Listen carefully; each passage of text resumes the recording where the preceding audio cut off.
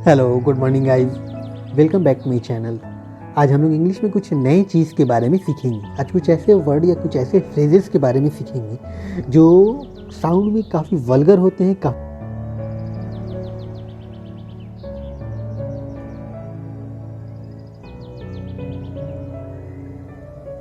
Offensive होते हैं, जिनका इस्तेमाल हम लोगों को कभी नहीं करना चाहिए। लेकिन इसके बारे में आपको जानकारी होनी चाहिए कि इसका रियल मतलब क्या होता है। मतलब उसका जो वर्ड आप हिंदी में बोल रहे हैं उसको इंग्लिश में कैसे बोला जाता है, या अगर आपको कोई इंग्लिश में अगर ये वर्ड बोल के चला गया तो उसको आपको मालूम होना चाहिए कि इसका मतलब क्या होता है हिंदी में। ठीक है, तो जानकारी के लिए मैं आपको इसको बता रहा हूँ, लेकिन इसको अपने लाइफ में कभी भी यूज़ नहीं करना चाहिए, ये काफ़ी वल्गर होते हैं। ठीक है, चलिए लेट्स बिगिन, स्टार्ट करते हैं हम लोग। अगर आपको बोला जा रहा है भाड़ में जाओ, तो आप उसको इंग्लिश में कैसे बोलिएगा? Go to hell. ठीक है, गो टू हेल मतलब भाड़ में जाओ। और ब्लडी हेल का मतलब होता है जहन्नम में जाओ। ठीक है, तो गो टू हेल क्या हो जाएगा? भाड़ में जाओ, और ब्लडी हेल जहन्नम में जाओ। सन ऑफ डॉग और मदर फकर, ये बहुत ही वल्गर साउंड करते हैं, बहुत ही ऑफेंसिव और वल्गर होते हैं। इसका इस्तेमाल कभी भी नहीं करना चाहिए लाइफ में।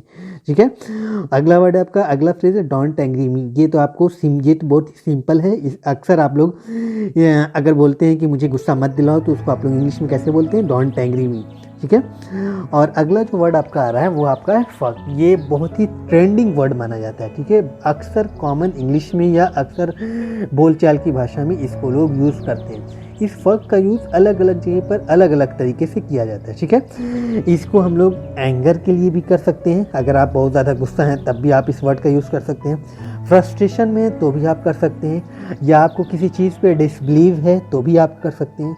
तो ये अलग अलग जगह पर अलग अलग तरीके से इसका यूज़ होता है। ठीक है, जैसे मान लीजिए कि आपकी कोई चीज़ कोई आपका सामान आपका गुम हो गया, भुला गया, तो आपको बहुत ज़्यादा फ्रस्ट्रेशन हो रहा है या बहुत गुस्सा आ रहा है, तो आप कैसे बोलिएगा? Oh fuck I have lost my ring.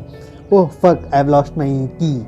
ठीक है, अगर आपकी रिंग भुला गई है या आपकी चाबी या की भुला गई है, तो आप फ्रस्ट्रेशन में होकर के आप बोल देते हैं कि oh fuck I have lost my ring, oh fuck I have lost my की। ठीक है, तो इस तरीके से आप उसको बोल सकते हैं। ठीक है, तो फ्रस्ट्रेशन और एंगर में भी इसका यूज़ किया जाता है फक का। ठीक है, अगला है आपका फकिंग। फकिंग आपका वर्ब है। ठीक है, फकिंग जो है वो आपका क्या है? वर्ब कहलाता है। फकिंग वर्ब होता है, इसका मतलब होता है हैविंग सेक्स। ठीक है, अगला वर्ड है, अगला है आपका फक ऑफ या बज ऑफ। ठीक है, ये भी एक तरह का फ्रेज है। ठीक है, फक ऑफ और बज ऑफ। फक ऑफ और बज ऑफ का मतलब होता है दफ़ा हो जाओ या भाड़ में जाओ। ठीक है, कभी कभी आप लोग गुस्से में बोल देते हैं कि दफ़ा हो जाओ यहाँ से, या फिर भाड़ में जाओ, तो उसको आप लोग इंग्लिश में कैसे बोलते हैं? फक ऑफ या बज ऑफ। देखिए, इस एक ही सेंटेंस का कई अलग अलग तरीके से वर्ड का यूज़ करते हैं हम लोग। जैसे फक ऑफ हो गया, बज ऑफ हो गया, गेट लॉस्ट हो गया, फिर आगे मैं पढ़ाऊँगा आपको एक पीस ऑफ भी होता है, पीस ऑफ। ठीक है, इन सब का सेम मीनिंग होता है, भाड़ में जाओ या दफ़ा हो जाओ। ठीक है, जैसे आप एक सेंटेंस बोल रहे हैं, just fuck off and leave me alone.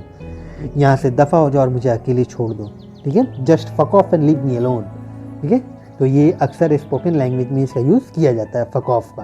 ठीक है, अगला है आपका fuck me up. Fuck me up का मतलब होता है बर्बाद कर देना। ये एक फ्रेज है। ठीक है, फ्रेज है ये, fuck me up. Fuck me up माने होता है बर्बाद कर देना। ठीक है, अगला आपका नया वर्ड आपका है ट्रबल मेकर। ठीक है, ट्रबल मेकर आप लोग जानते होंगे। ट्रबल मेकर वैसे इंसान को कहते हैं जो बहुत ज़्यादा परेशान करता है। ठीक है, या बहुत ज़्यादा मुसीबत क्रिएट करता है, परेशानी करने वाला या परेशान करने वाला, उसको हम लोग क्या कहते हैं? Trouble maker. ठीक है, he is a trouble maker. जैसे वह बहुत ही हमेशा हर टाइम ये मुसीबत क्रिएट करता है या कोई परेशानी क्रिएट करता है। ठीक है, तो इसको वैसे लोगों को हम लोग क्या कहते हैं? Trouble maker. ठीक है, अगला है आपका पीस। पीस मनी क्या होता है? अगला आपका पीस है। पीस मनी क्या होता है? पीस का मतलब होता है आपका पेशाब। ठीक है, अक्सर लोग यूरिन के लिए लोग पीस या पी का यूज़ करते हैं। ठीक है, लेकिन अगर इसी में अगर आप पीस ऑफ लगा दोगे, तो पीस ऑफ का मतलब भी वही होता है, निकल जाओ यहाँ से या चले जाओ यहाँ से। ठीक है, जिस तरीके से अभी मैंने आपको ऊपर में बताया है, बज ऑफ और फक ऑफ का मतलब बताया है, सेम उसी वही मतलब आपका पीस ऑफ का भी होता है। पीस ऑफ माने निकल जाओ या चले जाओ यहाँ से। ठीक है, now piss off and leave me alone. Same sentence मैंने फक ऑफ के लिए भी यूज़ किया था। Now fuck off and leave me alone, या now piss off and leave me alone, now get lost and leave me alone. यहाँ से दफ़ा हो जाओ और मुझे अकेला छोड़ दो।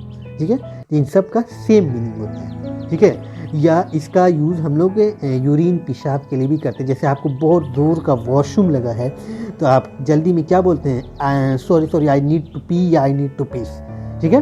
तो आई नीड टू पी या आई नीड टू पीस, मुझे दूर का वॉशरूम लगा हुआ है।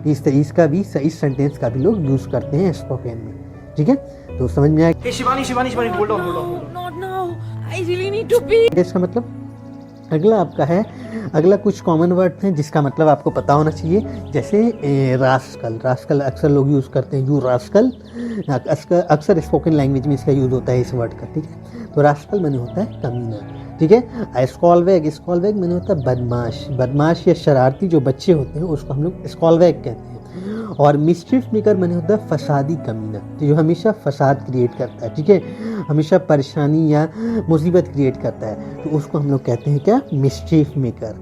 अगला है आपका बास्टर्ड, ये सब वल्गर साउंड करते हैं, ये सब बहुत ही ऑफेंसिव वर्ड हैं, ठीक है। अपने लाइफ में कभी भी इन सभी का यूज़ नहीं करना चाहिए, लेकिन इसका मतलब आपको पता होना चाहिए, ठीक है। बास्टर्ड और इलेजिटिमेट और हॉर्सिन, इन तीनों का सेम मीनिंग होता है, ठीक है। नाजायज़ औलाद इसको कहते हैं। बास्टर्ड माने होता है नाजायज़ औलाद, इलेजिटिमेट माने भी होता है वही नाजायज़ औलाद या खोटा सिक्का, ठीक है।